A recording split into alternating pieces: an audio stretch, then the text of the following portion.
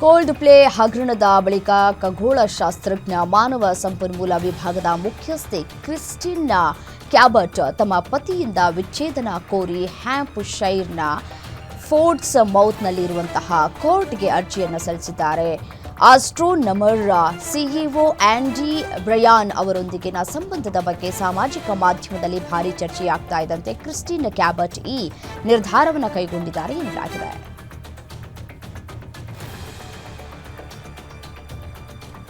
ನೆರೆಯ ದೇಶ ನೇಪಾಳದ ಕಠ್ಮಂಡುವಿನ ಹೃದಯ ಭಾಗದಲ್ಲಿರುವ ಹಳೆಯ ಅರಮನೆಯಲ್ಲಿ ತಿಂಗಳುಗಳ ಕಾಲ ನಡೆಯುವ ಹಬ್ಬದ ಋತುವಿಗೆ ಚಾಲನೆ ನೀಡಲಾಗಿದೆ. ಈ ಹಿನ್ನೆಲೆಯಲ್ಲಿ ಸಾವಿರಾರು ಭಕ್ತರು ಅರಮನೆಗೆ ಆಗಮಿಸಿದರು. ನೇಪಾಳದ ಹಬ್ಬದ ಋತುವು ದೇವತೆಯ ಮೆರವಣಿಗೆಯೊಂದಿಗೆ ಪ್ರಾರಂಭವಾಗುತ್ತದೆ. ಅತಿ ದೊಡ್ಡ ಧಾರ್ಮಿಕ ಹಬ್ಬವಾದ ಈ ಇಂದ್ರ ಜಾತ್ರೆಯ ಭಾಗವಾಗಿ ಕುಮಾರಿ ದೇವತೆಯನ್ನ ಆಯ್ಕೆ ಮಾಡುವುದು ಇಲ್ಲಿನ ವಿಶೇಷ. ಮಾನವ ರೂಪದಲ್ಲಿರುವ ದೇವತೆಗಳಾದ ಕುಮಾರಿ, ಗಣೇಶ ಮತ್ತು ಭೈರಬ್ಬ ರಥೋತ್ಸವವನ್ನು ವಿಜೃಂಭಣೆಯಿಂದ ನೆರವೇರಿಸಲಾಯಿತು.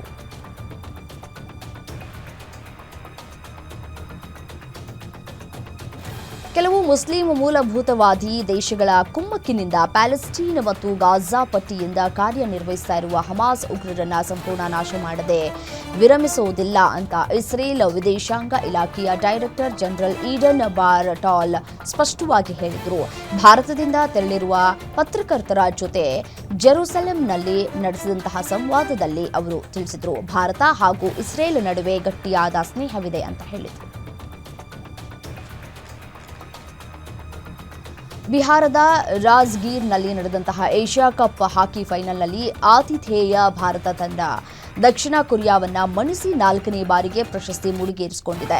ಆರಂಭದಿಂದಲೂ ಉತ್ತಮ ಪ್ರದರ್ಶನ ನೀಡಿ ಭಾರತ 4-1 ಗೋಲುಗಳ ಅಂತರದಿಂದ ಜಯ ಸಾಧಿಸಿತ್ತು. ಈ ಗೆಲುವಿನೊಂದಿಗೆ ಭಾರತ ಮುಂದಿನ ವರ್ಷ ಬೆಲ್ಜಿಯಂ, ನೆದರ್ಲೆಂಡ್ಸ್ನಲ್ಲಿ ನಡೆಯಲಿರುವ ವಿಶ್ವಕಪ್ ಹಾಕಿಗೆ ನೇರ ಟಿಕೆಟ್ ಪಡೆದಿದೆ.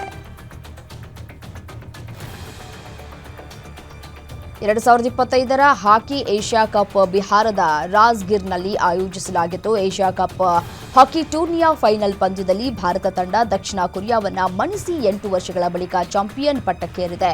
ಫೈನಲ್ನಲ್ಲಿ ಹರ್ಮನ್ ಪ್ರೀತ್ ಸಿಂಗ್ ನಾಯಕತ್ವದ ಭಾರತ ಹಾಕಿ ತಂಡ ದಕ್ಷಿಣ ಕೊರಿಯಾವನ್ನ 4-1 ಗೋಲುಗಳಿಂದ ಮಣಿಸಿ ಪ್ರಶಸ್ತಿಯನ್ನು ಗೆದ್ದುಕೊಂಡಿದೆ.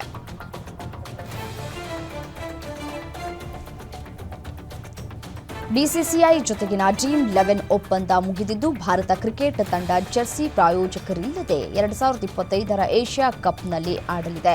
8 ರಾಷ್ಟ್ರಗಳು ಪಾಲ್ಗೊಳ್ಳಲಿರುವ ಪಂದ್ಯಾವಳಿಗಳಲ್ಲಿ ಭಾರತವು ಸೆಪ್ಟೆಂಬರ್ 10ರಂದು ತಮ್ಮ ಮೊದಲ ಗುಂಪು ಹಂತದ ಪಂದ್ಯದಲ್ಲಿ ಯುಎಇಯನ್ನ ಎದುರಿಸುವ ಮೂಲಕ ಏಷ್ಯಾ ಕಪ್ ಅಭಿಯಾನವನ್ನು ಪ್ರಾರಂಭಿಸಲಿದೆ.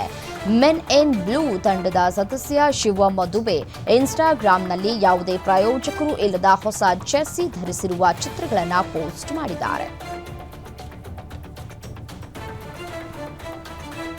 ಶುಭ್ಮನ್ ಗಿಲ್ ಅವರನ್ನ ಭಾರತದ ಟಿ20 ಉಪನಾಯಕನನ್ನಾಗಿ ನೇಮಿಸಿದಾಗಿನಿಂದಲೂ ಕೂಡ ಭಾರತೀಯ ಕ್ರಿಕೆಟ್ ವಲಯದಲ್ಲಿ ಭವಿಷ್ಯದ ಏಕದಿನ ಕ್ರಿಕೆಟ್ ತಂಡದ ನಾಯಕನ ಬಗ್ಗೆ ಚರ್ಚೆ ಆರಂಭವಾಗಿದೆ. ಏಕದಿನ ಅಂತಾರಾಷ್ಟ್ರೀಯ ಕ್ರಿಕೆಟ್ನಲ್ಲಿ ರೋಹಿತ್ ಶರ್ಮಾ ದೀರ್ಘಾವಧಿಯ ಭವಿಷ್ಯದ ಬಗ್ಗೆ ಕಳವಳಗಳು ಹೆಚ್ಚುತ್ತಾ ಇರುವುದರಿಂದ ಆಸ್ಟ್ರೇಲಿಯಾ ವಿರುದ್ಧದ ಸೀಮಿತ ಓವರ್ಗಳ ಪ್ರವಾಸವು ಹಿಟ್ಮ್ಯಾನ್ನ ಕೊನೆಯ ಪಂದ್ಯವೆಂದು ಪರಿಗಣಿಸಲ್ಪಡುವ ಸಾಧ್ಯತೆ ಇದೆ. ಇದರ ಬೆನ್ನಲ್ಲೇ ಏಕದಿನದ ನಾಯಕತ್ವವನ್ನು ಗಿಲ್ಗೆ ನೀಡುವ ನಿರೀಕ್ಷೆ ಇದೆ ಅಂತ ವರದಿಯಾಗಿದೆ. ವಿರಾಟ್ ಕೊಹ್ಲಿ ಅವರು ಇತ್ತೀಚೆಗೆ ಲಂಡನ್ನಲ್ಲಿ ತಮ್ಮ ಫಿಟ್ನೆಸ್ ಪರೀಕ್ಷೆ ನಡೆಸಿದ್ರು. ಇದೀಗ ಕೊಹ್ಲಿ ತಮ್ಮ ಫಿಟ್ನೆಸ್ ಅಂಕಗಳನ್ನು ಹಂಚಿಕೊಂಡಿದ್ದಾರೆ ಅಂತ ಭಾರತದ ಫುಟ್ಬಾಲ್ ತಾರೆ ಸುನಿಲ್ ಛೆಟ್ರಿ ಬಹಿರಂಗಪಡಿಸಿದ್ದಾರೆ. ಬಿಸಿಸಿಐಗೆ ತಮ್ಮ ಕಡ್ಡಾಯ ಪೂರ್ವ ಋತುವಿನ ಫಿಟ್ನೆಸ್ ಪರೀಕ್ಷೆಯನ್ನು ಜಾರಿಗೊಳಿಸಿದ ಕಾರಣ ಎಲ್ಲ ಆಟಗಾರರು ಫಿಟ್ನೆಸ್ ಪರೀಕ್ಷೆಗೆ ಒಳಗಾಗಿದ್ದರು.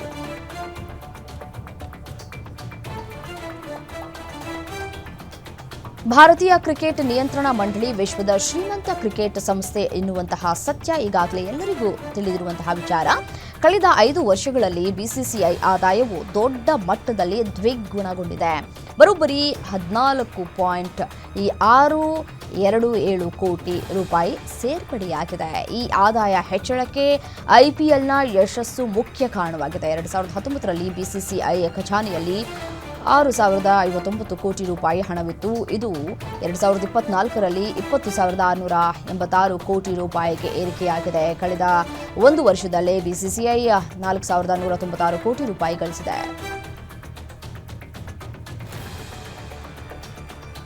ಕ್ರಿಕೆಟ್ ಮೈದಾನದಲ್ಲಿ ಹಲವು ಸಾಧನೆಗಳನ್ನು ಮಾಡಿ ಸೈ ಎನ್ಸ್ಕೊಂಡಿರುವ ಟೀಮ್ಸ್ ಇಂಡಿಯಾದ ಮಾಜಿ ಕ್ರಿಕೆಟಿಗ ಎಂಎಸ್ ಧೋನಿ ಇದೀಗ ಬೆಳ್ಳಿ ಪರದೆಯಲ್ಲಿ ಮಿಂಚೋದಕ್ಕೆ ಸಜ್ಜಾಗಿದ್ದಾರೆ. ಬಾಲಿವುಡ್ ತಾರೆ ಆರ್ ಮಾಧವನ್ ಜೊತೆಗೆ ಆಕ್ಷನ್ ಪ್ಯಾಕ್ಡ್ ಟೀಸರ್ನಲ್ಲಿ ಬಂದೂಕುಗಳನ್ನು ಚಲಾಯಿಸುವ ಮೂಲಕ ವಿಭಿನ್ನ ಗೆಟಪ್ನಲ್ಲಿ ಕಾಣಿಸಿಕೊಂಡಿದ್ದಾರೆ. ಈ ವಿಡಿಯೋ ಸಾಮಾಜಿಕ ಜಾಲತಾಣದಲ್ಲಿ ಭಾರಿ ವೈರಲ್ ಆಗಿದೆ.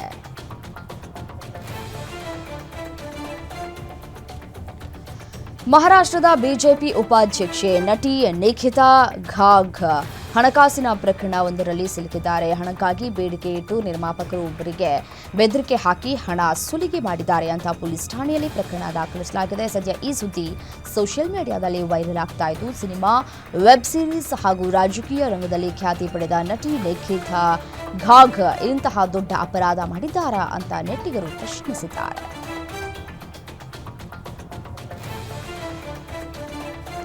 ನಟ ಸಲ್ಮಾನ್ ಖಾನ್ ಸಾರಥ್ಯದಲ್ಲಿ ನಡೆಯುವ ಬಿಗ್ ಬಾಸ್ ಸೀಸನ್ 19 ಕಾರ್ಯಕ್ರಮ ಭಾರೀ ಸದ್ದು ಮಾಡ್ತಾ ಇದೆ. ಇದೇ ರಿಯಾಲಿಟಿ ಶೋನ ಕಂಟೆಸ್ಟೆಂಟ್ ಆದ ನಟಿ ಕುನಿಕಾ ಸದಾನಂದ್ ಅವರು ಸ್ಪರ್ಧಿಯಾಗಿ ತಮ್ಮ ವೈಯಕ್ತಿಕ ವಿಚಾರದಿಂದ ಭಾರೀ ಸದ್ದು ಮಾಡ್ತಾ ಇದ್ದಾರೆ. ಈ ವಾರದ ವೀಕೆಂಡ್ ಶೋನಲ್ಲಿ ನಟಿ ಕುನಿಕಾ ಅವರ ಪುತ್ರ ಅಯಾನ್ ಲಾಲ್ ಅವರು ತಮ್ಮ ತಾಯಿಯ ಬಗ್ಗೆ ಭಾವನಾತ್ಮಕವಾಗಿ ಮಾತನಾಡಿದರು. ಇದನ್ನ ಕೇಳಿ ನಟ ಸಲ್ಮಾನ್ ಖಾನ್ ಕೂಡ ಕಣ್ಣೀರನ್ನ ಹಾಕಿದ್ದು ಇಡೀ ಬಿಗ್ ಬಾಸ್ ಶೋ ಭಾವನಾತ್ಮಕ ಕ್ಷಣಕ್ಕೆ ಸಾಕ್ಷಿಯಾಗಿತ್ತು. ಚಿತ್ರಮಂದಿರಗಳಲ್ಲಿ ಸೂ ಫ್ರಮ್ ಸೋ ಸಿನಿಮಾ ಅಬ್ಬರಿಸಿದೆ. ಈಗಲೂ ಕೂಡ ಈ ಅನೇಕ ಕಡೆಗಳಲ್ಲಿ ಪ್ರದರ್ಶನ ಕಾಣ್ತಾ ಇದೆ. 44 ದಿನ ಕಳೆದರೂ ಕೂಡ ಹೌಸ್ಫುಲ್ ಆಗ್ತಾ ಇದೆ. ಅಷ್ಟರಲ್ಲಾಗಲೇ OTT ಅಂಗಳಕ್ಕೆ ಕಾಲಿಡ್ತಾ ಇದೆ. ಹೌದು, ಸೂ ಫ್ರಮ್ ಸೋ OTT ಬಿಡುಗಡೆ ಬಗ್ಗೆ ಅಧಿಕೃತ ಮಾಹಿತಿ ಸಿಕ್ಕಿದೆ. ಈ ಸಿನಿಮಾ ಈಗ OTTಗೆ ಬರ್ತಾ ಇದೆ. ಜಿಯೋ ಹಾಟ್ಸ್ಟಾರ್ ಮೂಲಕ ನಾಳೆ ಪ್ರಸಾರ ಆರಂಭವಾಗಲಿದೆ.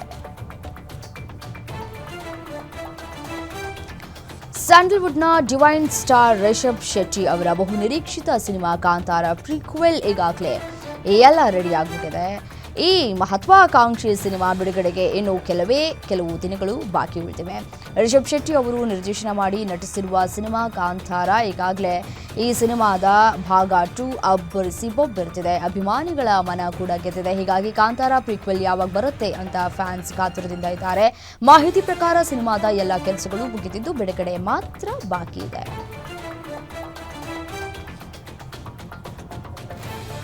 ಕೆಲವು ದಿನಗಳ ಹಿಂದೆ ಬಿಡುಗಡೆಯಾಗಿದ್ದಂತಹ ಚಾಲೆಂಜಿಂಗ್ ಸ್ಟಾರ್ ದರ್ಶನ್ ಅಭಿನಯದ ದಿ ಡೆವಿಲ್ ಚಿತ್ರದ ಇದ್ರೆ ನೆಮ್ಮದಿಯಾಗಿರಬೇಕು ಹಾಡಿಗೆ ಉತ್ತಮ ರೆಸ್ಪಾನ್ಸ್ ಸಿಕ್ಕಿದೆ.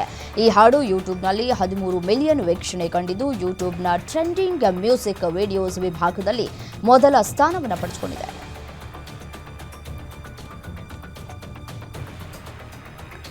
ಬಾಲಿವುಡ್ನ ಖ್ಯಾತ ನಟಿ ಕರೀನಾ ಕಪೂರ್ ಖಾನ್ ಸಿನಿಮಾ ಅಲ್ಲದೆ ವೈಯಕ್ತಿಕ ವಿಚಾರವಾಗಿಯೂ ಸುದ್ದಿಯಲ್ಲಿರ್ತಾರೆ. ಸಿನಿಮಾ ಈವೆಂಟ್ನಲ್ಲಿ ಹೆಚ್ಚಾಗಿ ಭಾಗವಹಿಸುವ ಕರೀನಾ ಇಂಗ್ಲೆಂಡ್ನ ಬರ್ಮಿಂಗ್ ಹ್ಯಾಮ್ನಲ್ಲಿ ನಡೆದ ಕಾರ್ಯಕ್ರಮವೊಂದರಲ್ಲಿ ತಮ್ಮ ಸೌಂದರ್ಯ ಮತ್ತು ಫ್ಯಾಷನ್ ಸೆನ್ಸ್ನಿಂದ ಎಲ್ಲರ ಮನಸೂರೆಗೊಂಡಿದ್ದಾರೆ.